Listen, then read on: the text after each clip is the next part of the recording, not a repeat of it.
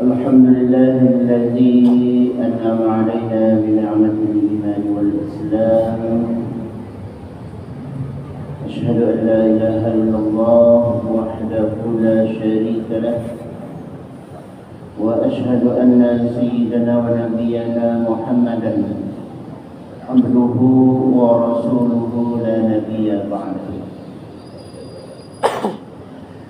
اللهم صل وسلم وبارك على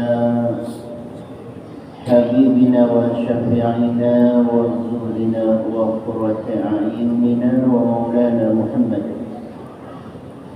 وعلى آله وأصحابه أجمعين. قالوا سبحانك لا علم لنا إلا ما علمتنا إنك أنت العليم الحكيم.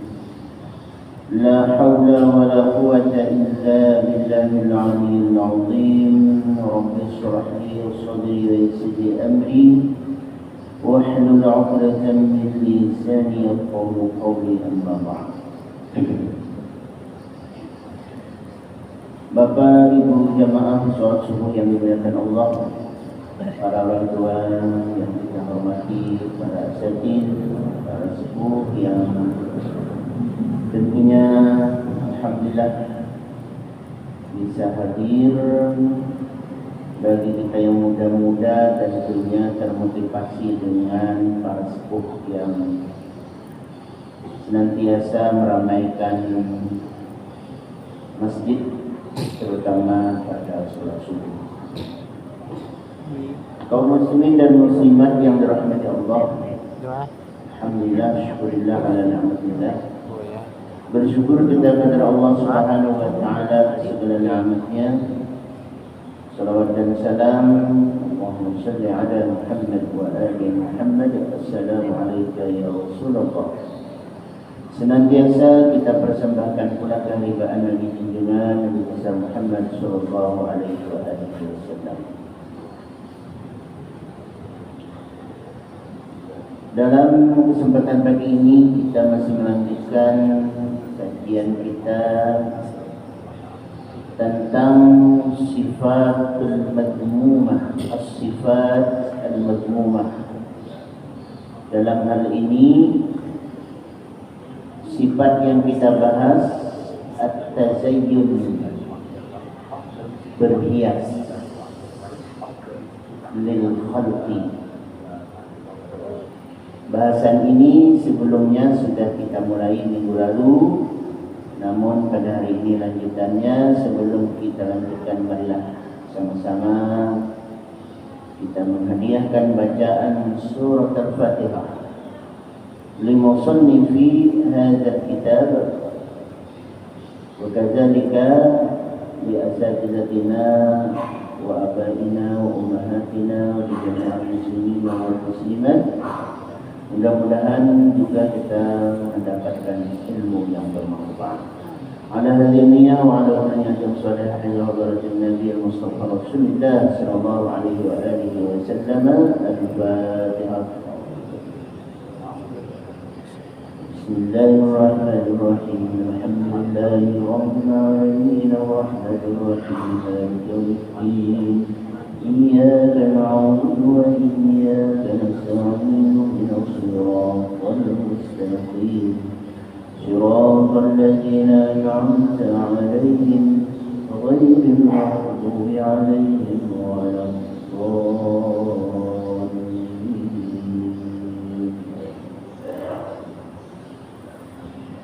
بسم الله الرحمن الرحيم.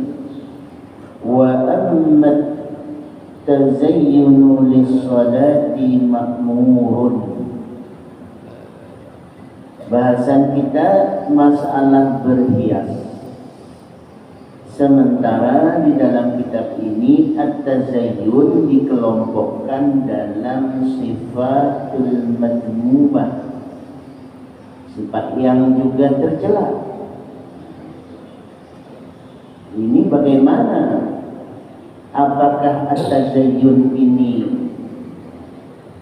memang bagian dari sifat tercela? Buktinya di dalam kitab Ihya termasuk At-tazayyun ini adalah sifat tercela.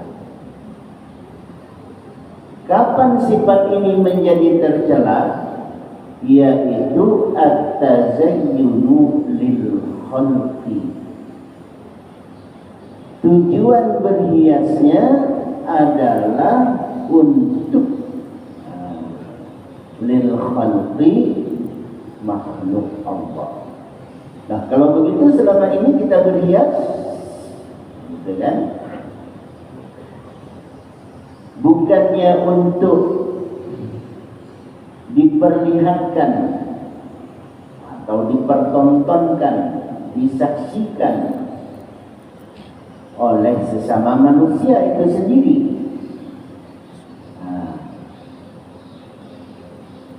Nah, tentu disinilah peran innamal a'malu binniyah wa innama likulli imri'in ma nawa.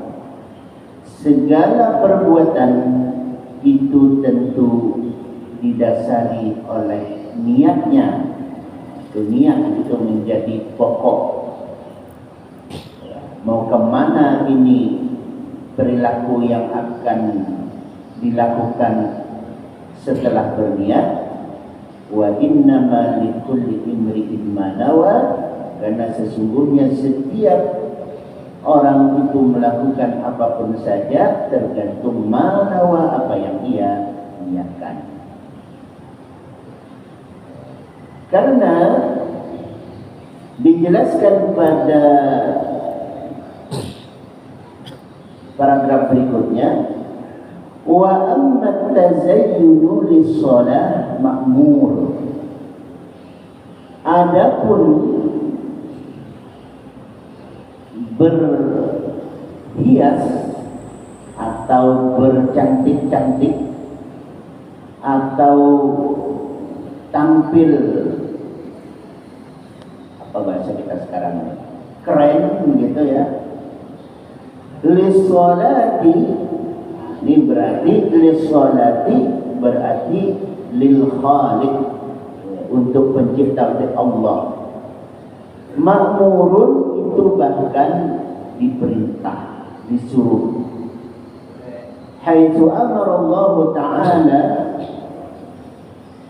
al-musalliyat, di mana Allah memerintahkan kepada orang yang mengerjakan sholat itu ayyatajammala wa yatazayyana lis-sholati. Ayyatajammala, untuk jamil, berbenah diri dengan tampilan yang bagus. Nah, begitulah ini bahasa kitanya. Kalau bahasa Arabnya simpel aja, yatajammala, tajammala, yatajammalu, berbagus-bagus. Bahasa Indonesianya bagaimana? Tampil bagus, nah, begitu aja lah. Tampil sempurna, tampil keren, kata istilah mungkin istilah sekarang ya. Wa yatazayyana, ayyatajammala wa yatazayyana, dan berhias. Tazayyana yatazayyanu, berhias. Berhias itu berarti apa? Bukan hanya tampil dengan pakaian apa adanya, tapi juga pakaian itu yang terkesan bagus. Nah, kan gitu dong. Namanya juga berhias. Tazayyana, berhias. Tampil bagus. Namun lis-sholati, untuk ibadah yang disimbolkan ibadahnya ialah as-sholat, yaitu sholat. Tampil maksimal. Artinya apa? Dalam hal memenuhi syarat, ya, sahnya sholat itu diantaranya ialah menutup aurat. Jadi kalau hanya sebatas untuk memenuhi sahnya syarat sholat, di antaranya yaitu menutup aurat. Jadi kalau laki-laki ini auratnya antara pusat dan lutut dalam mazhab kita Syafi'i. Karena antara pusat dan lutut, sehingganya pusat dan lutut pun dalam mazhab kita Syafi'i itu juga yang wajib ditutup. Jadi auratnya yang mana? Antara pusat dan lutut. Itu auratnya. Bagaimana dengan pusat dan lututnya? Ya, karena pusat dan lutut adalah menjadi pembatas, maka tentu pembatasnya juga ditutup. Nah, jadi pusatnya ditutup sampai ke lutut. Nah, itu sesungguhnya telah memenuhi syarat apa yang disebut dengan syarat sah. Syarat sah itu diantaranya ialah menutup aurat, suci hadas, hadas besar, hadas kecil, suci najis. Najis dibagi pada 3, mukhaffafah, ya, apalagi najis mutawassithah, mughalladhah. Najis yang 3 macam ini harus steril dari badan kita, dari pakaian kita, dari tempat sholat kita. Itu adalah syarat yang harus terpenuhi sebelum sholat nih. Jadi syarat ini harus dipenuhi dulu sebelum kita melaksanakan ibadah sholat. Apalagi di antaranya masuk waktu. Nah, kalau belum masuk waktu, bagaimanapun juga tidak terpenuhi syarat. Saya mau sholat zuhur sekarang ini nih, tidak terpenuhi syarat. Nah, ini ceritanya sholat yang pada waktunya, tunai, adaan. Kalau membayar hutang, qadaan, namanya barang bayar hutang dan terserah ya. Nah, ini sholat tunai adaan harus masuk waktunya. Kalau belum masuk waktunya tidak terpenuhi syarat. Menghadap kiblat. Nah, tentu dalam kajian menghadap kiblat berbeda halnya kalau itu dalam kondisi yang tidak mungkin menghadap kiblat, namanya dalam perjalanan, kan gitu. Sementara kita di atas kendaraan yang tidak mungkin kendaraan ini berbalik arah, atau kita di dalam kendaraan itu tidak mungkin memalingkan diri supaya menghadap kepada kiblat, maka syarat itu dalam hal menghadap kiblat itu sifatnya situasional. Sebenarnya sama aja dengan syarat bukan menutup aurat ya, di mana memenuhi syarat selain daripada menghadap kiblat itu tadi, ya, dalam hal berpenampilan pakaian tadi itu tidak mesti harus kain yang menutupi. Yang penting di situ ialah auratnya tertutup, dan auratnya tertutup. Bahkan dalam kondisi situasi tertentu diolesi dengan tanah liat sekalipun, jika ia menutup daripada warna aurat itu, kan begitu. Jadi yang dimaksud menutup aurat ialah warna aurat itu ditutup, yang nampak.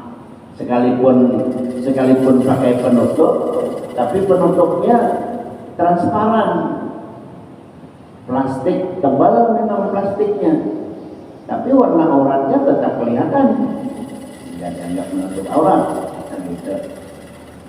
Ya, dan aurat yang ditutup juga nampak sejajar, ya, nampak sejajar begini kan. Artinya kalau itu dari bawah bagaimana?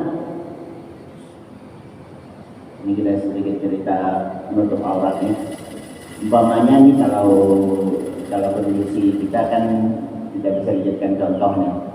Di kampung surau, lantainya papan. Waktu memasang papan ini dulu kayunya ini masih basah. Begitu sudah berbulan-bulan ini kayu papan ini kering dia. Karena kering dia mengerucut, sehingga antara papan dengan papan ini terdapatlah lubang, gitu kan. Nah, biasanya kalau orang di kampung-kampung paham dong.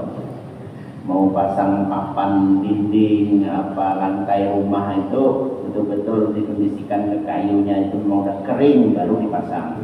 Atau hanya dipaku aja, paku angkal istilahnya itu kan. Nanti kalau sudah kering baru dirapatkan. Ini entah bagaimana belum kering betul sudah dipaku pasti, akhirnya merengganglah. Nah, sholat di situ pakai kain sarung. Ya, ada anak-anak di bawah rumah ini, namanya juga kalau di kampung itu modelnya panggung. Lalu dia melihat ke atas dari lubang itu, kelihatan orang-orang yang sholat ini nih.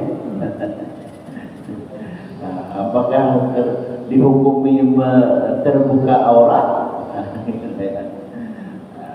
Maka tidak dihukumi sebagai membuka aurat. Itu kalau pandangannya itu adalah dari arah bawah ke atas. Tapi kalau dari atas ke bawah, ini logikanya juga tidak bisa. Ya kalau dari atas ke bawah ya pasti menutup lah. Karena bagaimana mungkin ini dari atas ke bawah ini bisa nampak? Ya kan logikanya juga tidak nyambung ini. Memangnya berkurung di dalam satu tempat yang tidak bisa. Nah, pastinya tertutup kalau dari atas. Dari arah sejajar, dari atas. Nah, yang mendapat bisa ditolerir tidak apa kelihatan, ya, tidak apa kelihatan seandainya itu kelihatannya dari arah bawah. Kayak kita bilang, ini kan, seandainya ada yang berbaring itu kelihatan. Apakah kita sholat lalu kaki kita ikat gitu dengan di dalam itu pakaian dalam kita pakai celana istilahnya tuh kalau selutut itu tuh kalau orang zaman dulu tuh celana apakah itu mengikat kan tidak? Nah, biar aja dia nampak lah. Seandainya ada mata di bawah itu kelihatan jelas tidak apa-apa. Nah, jadi fleksibel saja. Tapi tentu dalam ketentuan-ketentuan yang telah ditetapkan secara hukum fikih. Nah, berkaitan dengan menghadap kiblat tadi juga kan begitu. Dalam kondisi-kondisi tertentu tidak bisa harus menghadap kiblat. Ya. Atau tidak tahu arah kiblat, tersesat di hutan melihat matahari ini di barat mana, timur mana ini jelas begini. Dalam kendaraan, apalagi dalam pesawat umpamanya kan, ya, dalam pesawat itu apa kira kita memutar kursi pesawat? Nggak mungkin. Kalau kita balik dari haji atau umroh ke Indonesia itu pasti membelakangi kiblat sudah tuh. Pas ketemu waktu sholat kan kita sholat di udara itu, di pesawat itu. Sholat zuhur, asar, maghrib, isya, subuh, gitu kan. Nah, apakah demikian? Tidak mungkin. Nah, ini jemaah haji mau sholat dulu nih, jadi pesawatnya harus diarahkan ke mana, ini bisa kekeringan minyak. Jadi masalah menghadap kiblat itu sifatnya kondisional, yang normal kayak kita nih. Gitu. Kalau mungkin bagaimana? Ini kita sedikit. Kalau mungkin, ya. Nah kalau mungkin, contoh mungkin itu gini. Katakanlah tadi di atas pesawat, ya, di atas pesawat, lalu kita duduk pada posisi di samping pintu darurat. Nah, di pesawat itu kan ada pintu darurat tuh. Biasanya yang duduk di samping pintu darurat itu oleh kru pesawat kita diberitahu nih cara membuka pintu loh. Mana tahu kan? Ya kadang-kadang kita agak merasa ini juga kalau disuruh ini kan, ini kalau ada apa-apa ya ini cara membuka pintunya begini gitu. Tapi itu biasanya memang dikasih tahu tuh siapa yang duduk dekat pintu darurat itu diberitahu tuh penumpang gitu. Nah cara membukanya. Nah kan itu ada ruang tuh. Bahkan ruang itu bisa cukup tuh untuk kita sholat berdiri normal kayak kita di tempat di rumah atau di masjid. Nah itu. Nah bagaimana dengan kondisi seperti ini? Nah judulnya tetap kita sedang berada di dalam kendaraan. Itu judulnya. Itu poinnya di situ. Bagaimana kalau begitu? Nah, ini adalah sesuatu yang menjadi sebuah pilihan. Mau normal menghadap ke kiblat, artinya dalam pengertian kalau kita terbang pulang dari Saudi ke Indonesia, lalu karena mungkin kita sholatnya mengarah ke belakang pesawat, katakanlah menghadap ke barat, begitu. Menghadap kiblat begitu ya. Nah ini boleh, artinya sah-sah saja jikapun kita tetap saja menghadap, karena itu sholatnya cuma kursi begitu kan. Kalau itu pun ini juga memungkinkan karena kita sedang berada dalam pesawat. Nah, itu. Ya. Lagi pula kan kalau kita menghadap, kalau betul-betul menghadap di tempat yang bergerak dengan yang tidak bergerak kan beda. Ya kalau yang tidak bergerak harus pasti ini.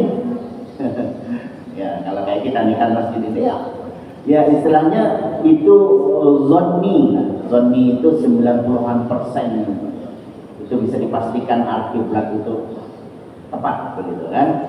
Nah, Masjidil Haram memang ada bulan tertentu, jam tertentu, matahari itu bisa menjadi petunjuk arah kiblat, karena ketika matahari itu tengah hari pas betul-betul lewat di atas Baitullah, di atas Ka'bah. Ada biasanya pemberitahuannya itu. Nah, bagi kita di Indonesia setelah asar waktunya. Nah, bisa dilihat itu matahari itu tuh. Setelah asar berarti di sana kira-kira jam 5 sore begitu, berarti di sana kena 4 jam matahari sedang berada betul-betul di atas Ka'bah. Nah, itu berarti kan posisi itu betul-betul kiblat tuh. Nah, bisa juga ya. Nah, tetapi kalau kayak kita seperti ini nih ya sudah zoniun sajalah ya. Kalau nanti memutar arah lagi betul-betul ini wah ya repot juga. Jadi nggak begitulah dalam fikih ya. Dan dalam fikih ini ya ada banyak hal yang hukum itu tidak apa ya namanya, tidak masuk harus begini, pokoknya kalau tidak begini tidak sah. Dalam fikih tidak demikian.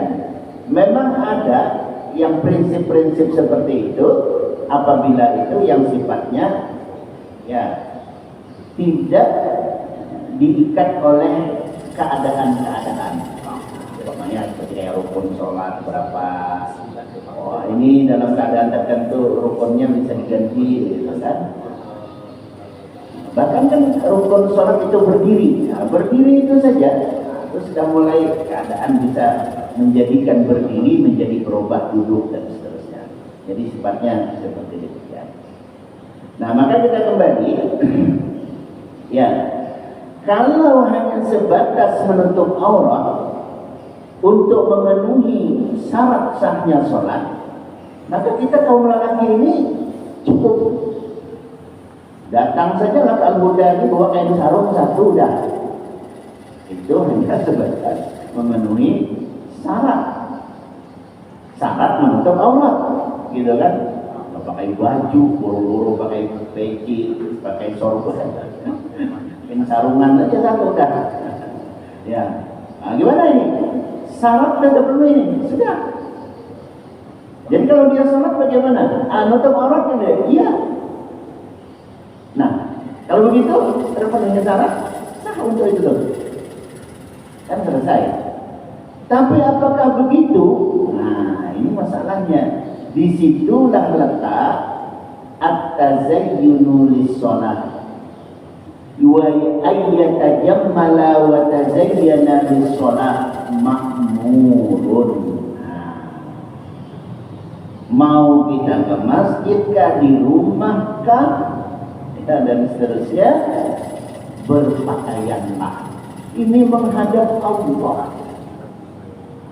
Kita bayangkan kita mau menghadap undangan Pak Bupati ke rumah dinas beliau gitu kan.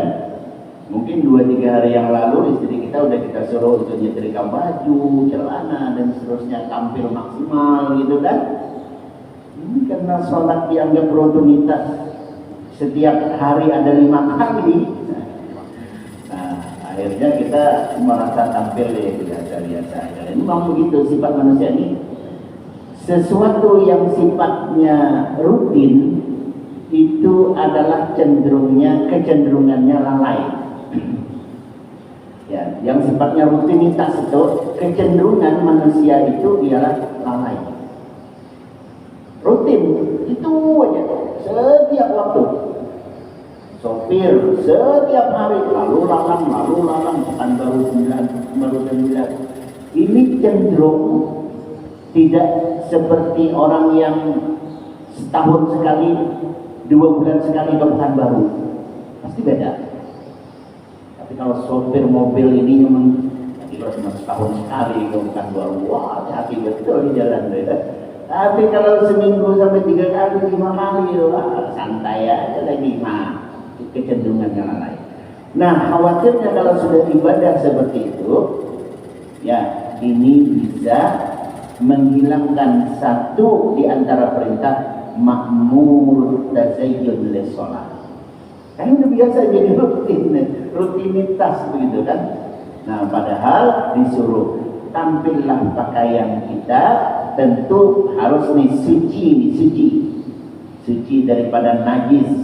Ya, itu syaratnya gitu. Syarat suci dari najis itu dari 3 kelompok najis ini: badan, pakaian, tempat. Nah, itu tidak ada tawar-menawar untuk pakaian. Suci daripada najis. Nah, adapun pakaian itu mahal, bagus, ada juga murah tapi bagus. Sebenarnya sederhana saja, pakaian itu tuh tidaklah terlalu mahal dari segi nominal harga, cuman bagus. Nah, biasanya ibu-ibu paham tuh. Ada pakaian itu mahal, cuman kesannya tidak bagus. Ada aja tuh, seperti itu. Kalau tidak dibilang harganya, orang tidak tahu kalau mahal, dikira murahan aja gitu kan. Nah, jadi yang penting itu rupanya kesannya, kesan mewahnya itu yang penting. Bukan masalah mahalnya gitu. Ya mahal itu mungkin, mewah itu ya memang jodohnya. Bila mahal mewah ya jodohnya itu. Tapi ada murah tapi kesannya mewah. Juga begitu. Ya, jika itu diniatkan adalah lis-shalah, nah tentu nilainya adalah ibadah. Nah, kan begitu tadi. Innama likulli imri'in ma nawa, apa yang dia niatkan. Nah, jadi tampil maksimal pakaian kita lis-shalah ini bukan hanya yatajammalu ini lebih kepada orangnya nih. Orangnya yatajammalu orangnya. Wa tazayyanu, orangnya dengan segala perhiasan. Tapi nanti ada di bawah nih. Ya. Kulu wasrabu, ya itu kalau ayat umumnya wala tusrifu, jangan pula berlebihan. Berlebihan itu ukurannya apa? Nah, maka ada namanya al-adatu muhakkamah. Nah, itu. Ya, berlebihan itu di mana ukur lebihnya itu tuh. Nah, kalau secara adat, lalu adat itu nanti tidak mutlak juga. turunannya itu adalah syariat. Makanya kan kalau Sumatera Barat adat bersandikan syariat, begitu ya? Kan begitu tuh, ada tuh. Adatnya memang kami begini, ya, tapi kan menurut syariat itu mah berlebihan. Nah, berarti adat mengalah karena ada tuntunan syariat yang mengaturnya.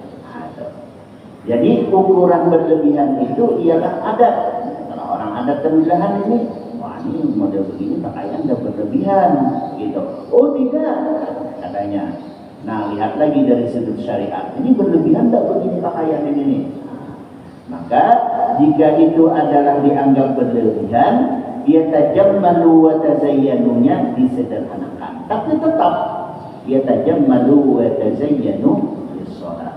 Sebagaimana An-A'raf ayat 31, ya bani Adam khudhu zinatakum inda kulli masjidin. Khudhu zinatakum artinya ambillah perhiasanmu, maksudnya berpakaianlah dengan pakaian yang baik. Inda kulli masjidin ay inda kulli salatin, setiap melaksanakan ibadah salat. Nah itu dasarnya. Insyaallah akan kita lanjutkan lagi pada pertemuan yang berikutnya, juga terkait dengan dalil-dalil di mana at-tazayyunu at-tajammulu wa tazayyunu lis-shalat ma'murun. Kiranya inilah yang kita bahas pagi ini. Segala kekurangan mohon maaf. Terima kasih. Wallahu a'lam. Billahi taufiq wal hidayah. Wassalamualaikum warahmatullahi wabarakatuh. Bismillahirrahmanirrahim. Alhamdulillahirabbil alamin wassalatu wassalamu ala asyrafil mursalin wa ala alihi wasallam. Allahumma inna na'lamu ma 'allamna ma yanfa'una wa 'allimna ma yanfa'una. Allahumma ij'al jam'ana hadha jam'an marhuma wa tafarraqana min ba'dihi tafarruqan ma'suma. Allahumma la taj'al fina wa la ma'ana shaqiyyan wa la mahruma. Rabbana atina fid dunya hasanah wa fil akhirati hasanah wa qina 'adzaban nar. Sallallahu alaihi Muhammad wa ala alihi wasallam. Alhamdulillah. Allah